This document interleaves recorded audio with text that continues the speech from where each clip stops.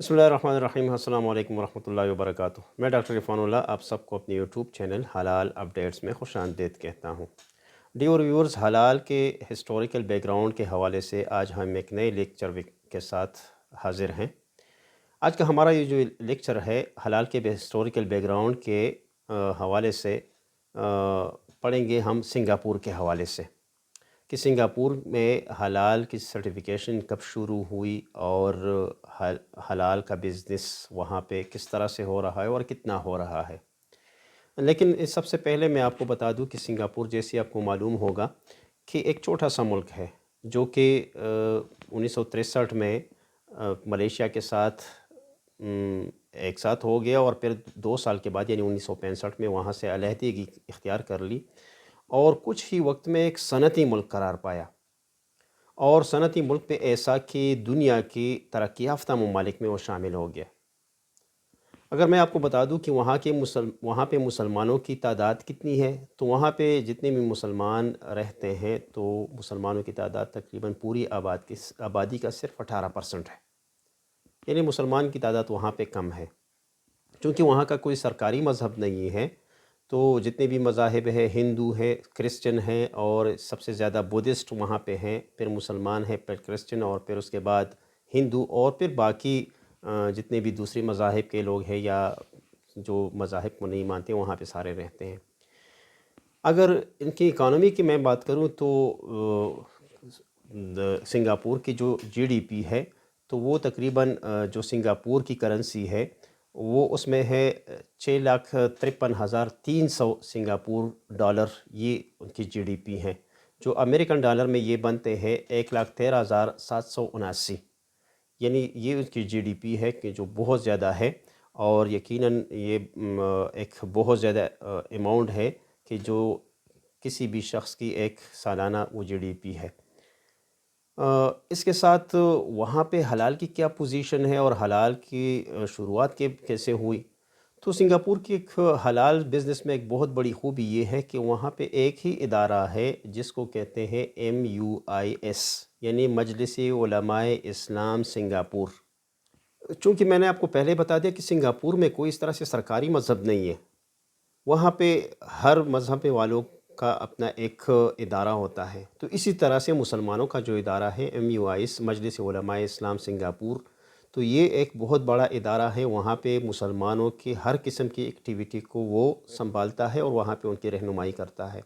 ये जो इदारा है तो ये 1968 में कायम हुआ था और ये इदारा सिर्फ़ ये नहीं है कि हलाल सर्टिफिकेट इशू करता है या हलाल सर्टिफिकेशन करता है, बल्कि वहाँ पे फ़ितराना, ज़कात, फ़तवा कमेटी और यहाँ तक कि औकाफ़ वग़ैरह जितने भी मामलात हैं वहाँ के सारे मामलात MUIS उसको देखता है।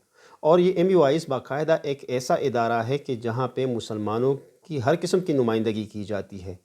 यहाँ तक कि इसके जो मेंबर्स होते हैं या इसके जो बोर्ड ऑफ गवर्नर्स होते हैं तो वो बाकायदा सदर के दस्तखत से होते हैं और उनका जो ड्यूरेशन होता है वो 3 साल का दौरानिया होता है।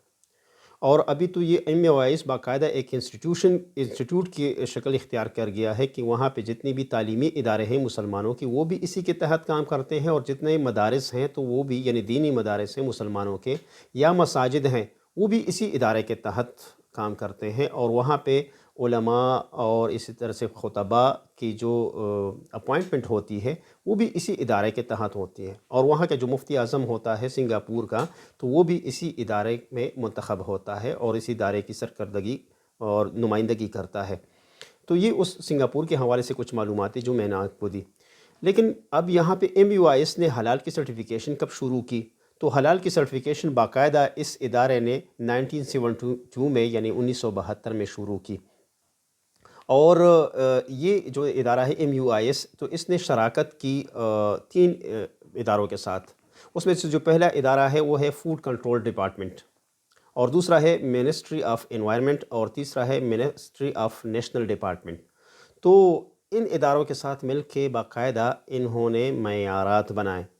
और मयारात किसने बनाए, वहाँ पे एक इदारा है उसका नाम है स्प्रिंग के नाम से, यानी standard productivity and innovation board. तो ये जो एक इदारा है, ये बोर्ड है, तो इसके साथ मिल के बाकायदा MUIS نے حلال کے لیے معیارات بنائے اور حلال بزنس کو ترقی دی۔ اچھا، حلال کا جو بزنس ہے وہ تو 1972 میں اس ادارے نے شروع کیا، لیکن باقاعدہ حلال کی سرٹیفکیٹ جب اس نے ایشو کی تو وہ 1978 میں ایشو کی، یعنی سرٹیفکیشن باقاعدہ جو اجرا ہوا وہاں سے تو وہ 1978 میں ہوا۔ اچھا، اس ادارے نے باقاعدہ ایک علماء کی کمیٹی بنائی ہے اور ساتھ میں اس میں صنعت کار بھی ہیں، اور وہ باقاعدہ اس کے جو ٹیکنیکل ٹیم ہیں تو وہ حلال کے حوالے سے باقاعدہ معیارات بھی بناتے ہیں اور ان کے حوالے سے مختلف ورکشاپس وغیرہ بھی کنڈکٹ کرواتے ہیں۔ اس ادارے نے باقاعدہ جو معیارات بنائے ہیں تو اس میں سے ایک معیار ہے MUIS HCS001، یعنی یہ باقاعدہ حلال فوڈ کے حوالے سے اور اس کے طریقہ کار کے حوالے سے ایک سٹینڈرڈ ہے۔ دوسرا جو اس کا سٹینڈرڈ ہے MUIS-HCS002، تو یہ باقاعدہ اس کے حلال خوراک کا یا اس کے جو انتظامی امور ہیں اس کے حوالے سے اس کو جیسے نافذ کیا جائے گا تو اس کے حوالے سے ایک سٹینڈرڈ ہے۔ اب اس لیکچر کا مطلب بھی یہ ہے، اگرچہ سنگاپور بہت زیادہ چھوٹا ملک ہے لیکن وہاں پہ پھر بھی حلال کا بزنس بہت زیادہ ہے، اور اگر میں آپ کو بتا دوں کہ وہاں پہ حلال بزنس میں جو نیٹ ورتھ ہے تو وہ $1 بلین سے زیادہ ہے، اور اس $1 بلین میں باقاعدہ وہاں پہ جو لوکل سطح پہ حلال کے بزنس میں مسلمانوں نے جو اماؤنٹ سپینڈ کی ہے تو وہ $700 ملین تک بتائی جاتی ہے کہ $700 ملین باقاعدہ وہاں کے لوکل مسلمانوں نے حلال کے بزنس میں سپینڈ کیا ہوا ہے، یعنی وہاں پہ خرچ کیے ہیں۔ تو $1 بلین ڈالر سے زیادہ وہاں پہ کاروبار چل رہا ہے، اور یہ بھی صرف اور صرف جو مسلمانوں کی تعداد جو صرف 18% ہے اس کل آبادی کا، تو وہاں پہ یہ بزنس چل رہا ہے، اور اس کی خوبی بھی یہ ہے کہ وہاں پہ صرف اور صرف ایک ہی ادارہ کام کر رہا ہے جو MUIS ہے، اور وہ باقاعدہ حلال کے سرٹیفکیٹ کو ایشو کرتا ہے۔ امید ہے آپ کو میری یہ ویڈیو اچھی لگی ہوگی۔ اگر آپ کو یہ ویڈیو اچھی لگی ہے تو آپ ہمارے چینل کو سبسکرائب کریں، ساتھ میں اپنی قیمتی آراء ہمیں کمنٹس باکس میں ضرور کریں، اور یہ جتنی بھی ویڈیوز ہیں تو اپنے دوست احباب کے ساتھ ضرور شیئر کریں۔ اگلی ویڈیو میں پھر ملتے ہیں، تب تک کے لیے اللہ حافظ۔